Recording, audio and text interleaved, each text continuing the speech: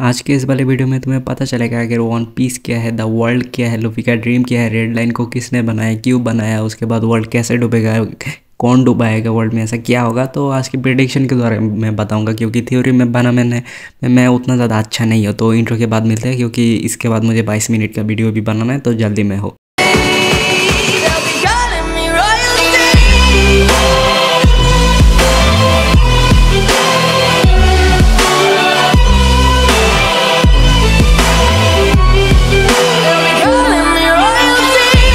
तो जैसा कि चैप्टर 1113 ने वेगापंक ने बोला this world is going to sink in the ocean, मतलब ये वर्ल्ड ओशन में डूबने वाला है। तो आखिर इसका मसला क्या है, वर्ल्ड को ओशन में डुबाने की ज़रूरत क्या है। तो जितने भी मेरा मुस्लिम भाई फ्रेंड है उनको पता है वर्ल्ड डूबने का कॉन्सेप्ट एक कहाँ से लाया गया, तो मैं वैसे बताऊँगा। तो ज़्यादा कुछ नहीं, मैं वर्ल्ड पीस के वर्ल्ड के पॉइंट ऑफ व्यू से बताऊँगा। तो पायरेट का ग्रुप, और अगर वर्ल्ड में कुछ और ग्रुप बन जाता है तो देखो पायरेट अपना यानी कि अपना लूफी के पास नोवा शिप है, जो कि ओशन में भाई कितना भी सी लेवल ऊपर चला जाए, फिर रेन वाटर का लेवल ऊपर चला जाए, वो तुम्हारा मतलब सर मतलब जो भी हो तैर सकता है। उसके लिए मैटर नहीं करता कितना भी सी का लेवल ऊपर चला जाए। लेकिन अगर कोई और टीम बनता है तो वो ऑफ कोर्स रेड लाइन को चूज़ करेगा, क्योंकि रेड लाइन इतना लंबा है कि वो बादलों के ऊपर भी चला गया था। लेकिन जिनको ये स्टोरी पता है कहाँ से इंस्पायर हो, तो उनको भी पता है कि कुछ भी नहीं टिक सकता अगर एक्चुअल में वर्ल्ड ओशन में डूबने वाला है, क्योंकि रेड लाइन भी तुम्हारे वर्ल्ड का ही पार्ट है। तो आखिर वर्ल्ड को डुबाएगा कौन। देखो रेन के अलावा मतलब रेन कोट के बारे में तो सबको मालूम है, और रेन कोट कौन है मैं ज़्यादा कुछ नहीं बनने वाला, सबको ही पता है रेन कोट कौन हो सकता है। फिर को अगर कोई और होता है तो क्या जाता है वर्ल्ड तो रेन के वाटर से डूबने वाला है। तो 4 एंशिएंट गॉड में आता है sun god, rain god, forest god और अर्थ गॉड।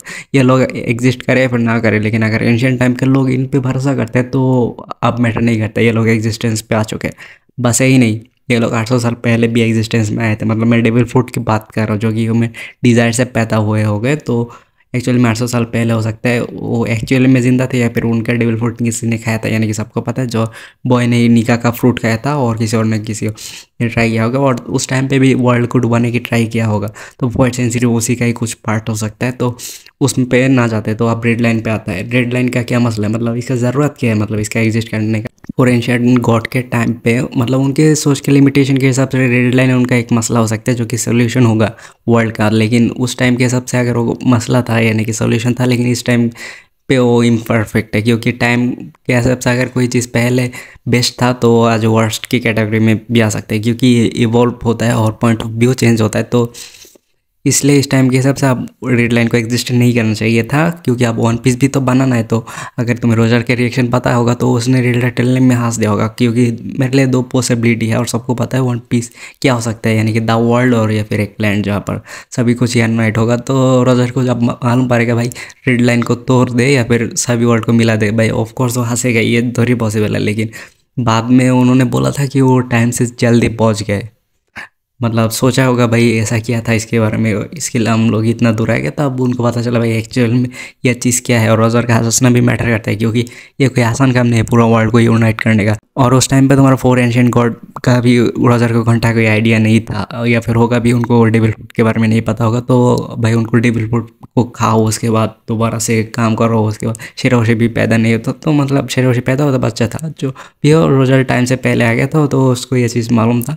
यानी कि वर्ल्ड भी तब डूबने की कैटेगरी में नहीं आया था। तो मुझे नहीं लगता ड्रैगन अब ब्रेन गॉड हो सकता है, क्योंकि ड्रैगन होगा तो क्यों ही करेगा तुम्हें वर्ल्ड को डुबाएगा। अगर करना भी हो तो मतलब वो ऐसा नहीं कि बट एक्टिवेट कर दे और उसको कंट्रोल नहीं कर सकते, नहीं, ये अनकंट्रोल हो जाएगा। या फिर हो सकता है एक्चुअली में रेन गॉड एग्जिस्ट करता हो, बस सन गॉड का ही तुम्हारा डेविल फ्रूट एग्जिस्टेंस में आया हो एक्चुअल में हो, बाकी तीनों गॉड अदर कोई डायमेंशन में एग्जिस्ट करता हो, या फिर कुछ और वगैरह वगैरह जो भी हो।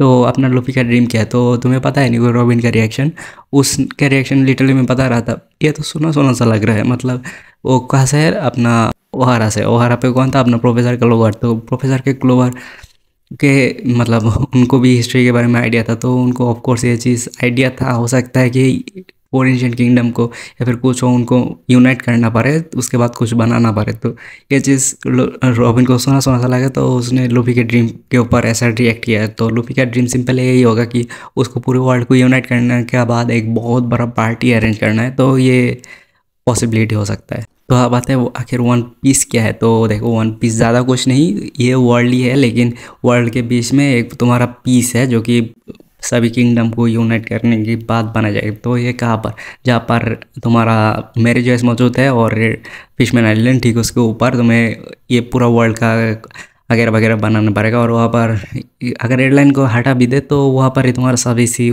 यूनाइट होगा। तो सिंपली मतलब एक, तुम कैसे समझोगे, एक बॉल के ऊपर तुमने एक कॉइन को रख दिया तो ऐसा ही एक फुटबॉल के ऊपर एक कॉइन जैसा लगेगा। तो ऐसे पूरे वन पीस वर्ल्ड का सभी किंगडम एक जगह पर यूनाइट होगा। और अगर रेन वाटर के वजह से पूरा वर्ल्ड डूब भी जाता है तो यही एक सोल्यूशन होगा भाई। ऐसा नहीं है कि इमीडिएटली सभी किंगडम को बना भाई पूरा वर्ल्ड प्लेन हो जाएगा। और ऐसा भी पॉसिबिलिटी नहीं आएगा कि हमारा मतलब कब जाके सभी किंगडम जागेंगे तब जाके वहाँ पर लूफी को एक किंगडम बनाना पड़ेगा जहाँ पर वो लोग रह सके। तो मेरी जो है या फिर इसका बेस्ट सोल्यूशन हो सकता है, या फिर लूप हो सकता है सभी रेड लाइन को मतलब पार्ट को तबाह कर दे बस मेरे जो इसका पार्ट को छोड़ के, या फिर उसको भी तबाह कर दे, वो कोई नया किंगडम बनाए आर्थ गॉड टेबल फुट के हेल्प से। तो यही वन पीस है।